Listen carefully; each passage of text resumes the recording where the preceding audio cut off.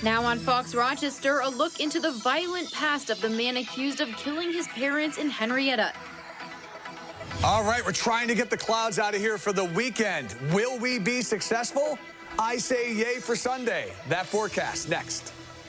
And the Buffalo Bills get ready for a wild card weekend facing the Miami Dolphins on Sunday. Plus, if you think about it, an egg right now costs more than a piece of bacon, which unheard of. The price of eggs is skyrocketing. The impact you could see at the breakfast table. From your breaking news and weather authority on Fox Rochester, this is 13 Wham News at 10. The best kind of snow fell today. It stuck everywhere but the roads. Good evening, I'm Carla Rogner. There could be brighter skies this weekend. Here's Scott with what we can expect. Scott? Yeah, that's going to be the challenge about this weekend. Can we get these clouds out of the lowest levels of the atmosphere? We'll see. I feel pretty good about Sunday afternoon, but not about tomorrow. Here's the weekend. Only low to mid-20s, some lake flakes right along the shoreline. Tomorrow, it's just a marginal amount of instability, but it will be quite cold, only low to mid-20s. Sunday, clouds early, sun later.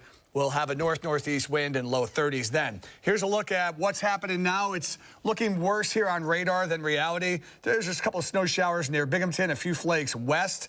Again, nothing to really talk to anybody about. No big deal. Now, there's a big storm on the East Coast. What could have been? It could have been a big old fun storm for the Northeast, but instead it will go harmlessly out to sea. Mid-20s here. Low 20s south. Look at Cohocton, Hartsville, 19 degrees. And for the overnight, with those clouds, we are not going to fall a whole lot here, Carla, staying in the low 20s tonight. We're looking ahead to next week. It's going to warm up a little bit again. We'll have that for you coming up. Thanks, Scott. New information on a mother and father murdered in Henrietta, allegedly at the hands of their own son. We've now learned the suspect's father had an order of protection against him when he and his wife were beaten and stabbed in their home. Chase Howell has more details on the suspect's violent past. New court documents reveal a violent criminal history over the past decade for Rajab Banahi, the man accused of killing his parents at their Henrietta home Wednesday. In 2012, Banahi was arrested in the city, accused of choking someone until they couldn't breathe, and the victim had to fight him off to get him to stop. He was later convicted of criminal obstruction of breathing or blood circulation. 3 years later, Banahi arrested again, accused of headbutting a U of R peace officer, kicking a female psych tech in the chest, and punching a public safety officer on the side of the head at Strong Hospital. He was convicted of third-degree assault. The Monroe County District Attorney's Office confirms in June of 2021, Banahi was arrested and charged with robbery and assault in the second degree for trying to break into his parents' home on Cathy Drive. But because the victim would not cooperate, Banahi pled guilty to a lesser charge of assault in the third degree and was given 3 years probation, anger management courses, a mental health evaluation, and drug or alcohol treatment if necessary. The DA's office says that's when Banahi's father took out an order of protection against him. In December 2021, Banahi assaulted an employee at Strong Hospital and was sentenced to a year in jail. Chase Howell, 13 Wham News at 10 on Fox Rochester. And the suspect has faced other charges, including harassment in the second degree, resisting arrest, and theft of services. The Henrietta murders remain under investigation. Rochester police are searching for a missing teenager tonight. 15-year-old Dahira Ali was last seen attending an event at Northwest College Prep School. Anyone with information is asked to call 911. A stolen car that was involved in a string of crimes has been located tonight. A couple from New York City reported their 2004 beige Acura stolen on Tuesday from their family's driveway in Fairport. The Acura was found tonight in the city of Rochester. The couple and Fairport police tell 13 Wham their credit cards and baby car seats were stolen, but everything else was intact besides some trash. Police are continuing to investigate. Rochester police say gunfire struck a vacant building on Monroe Avenue tonight around 7:30. A portion of that street was closed off as police investigate. Around the same time, police say a vehicle crashed into another car near Monroe Avenue and Meade Street. Police do not know if the two incidents are related. No one was hurt in either of them. No arrests have been made, and anyone with information is asked to call 911. You may have noticed the price of eggs at the grocery store is soaring. The rise in cost partially due to the avian flu that's resulted in the deaths of millions of birds over the last year. This eggflation is putting a strain on consumers' wallets. And as 13 WHAM's Cheyenne Walker reports, it's also putting a strain on restaurants that serve this staple breakfast item. Cheyenne? Carla, a Rochester restaurant owner says he is spending about $2,000 per week just on eggs. That number is double what he is used to paying. Giants Restaurant on Park Avenue serves breakfast all day long. That means owner Peter Gines is buying a lot of eggs. He says he's worked in the industry for decades and is paying more for eggs now than ever before. It's just crazy. And strictly related to cost. We're looking at 3 to 4 times what the cost of eggs were, say, this time last year. According to the Bureau of Labor Statistics, the price of a dozen grade of eggs has jumped from $1.82 last year to now $3.60.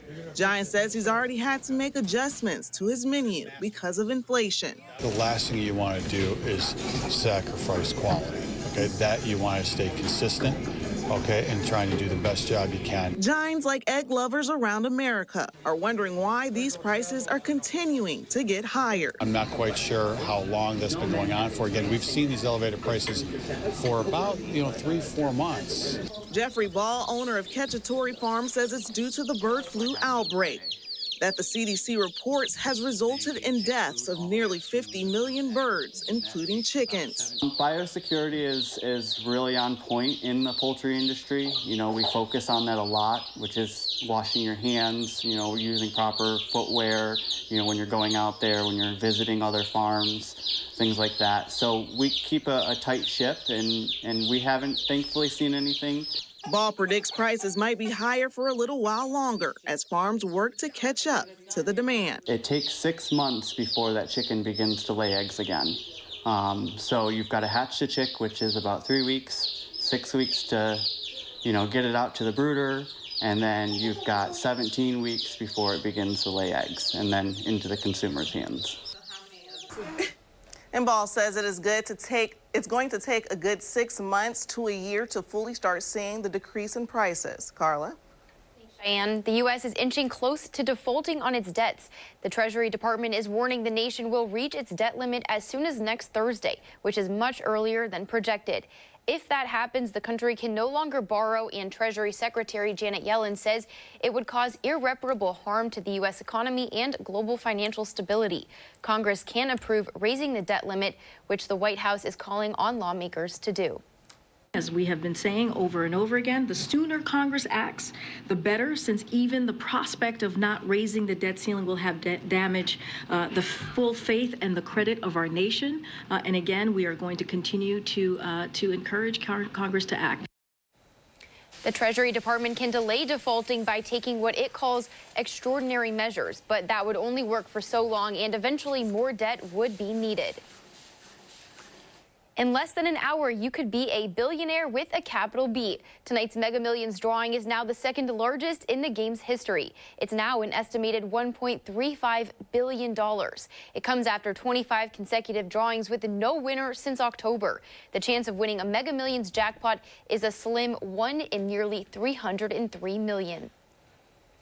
As Buffalo Bills safety Damar Hamlin continues his remarkable recovery, the team is gearing up for Wild Card Weekend. Orchard Park is warming up for Miami. There's a lot at stake on Sunday. Jenna Cottrell joins us now with the preview. Jenna?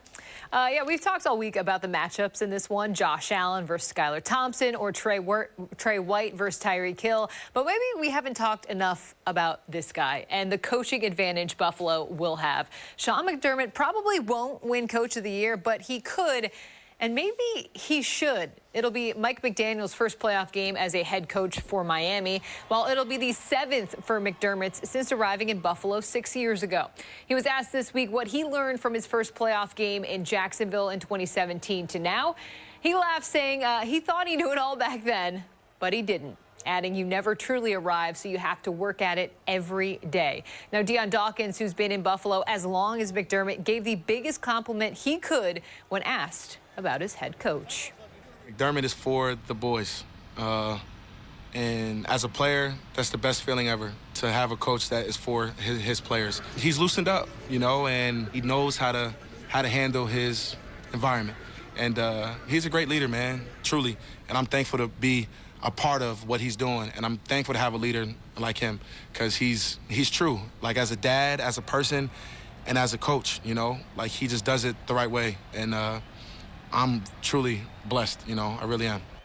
Yeah, some strong words. Plus, Matt Milano was named first-team All-Pro today, a well-deserved honor for the linebacker that has been underappreciated for years. We'll have more on him coming up a bit later in sports. Thanks, Jenna. Still ahead on Fox Rochester, a Virginia first grader accused of shooting his teacher. What school officials were told before the incident. And a look at safety procedures at Bristol Mountain.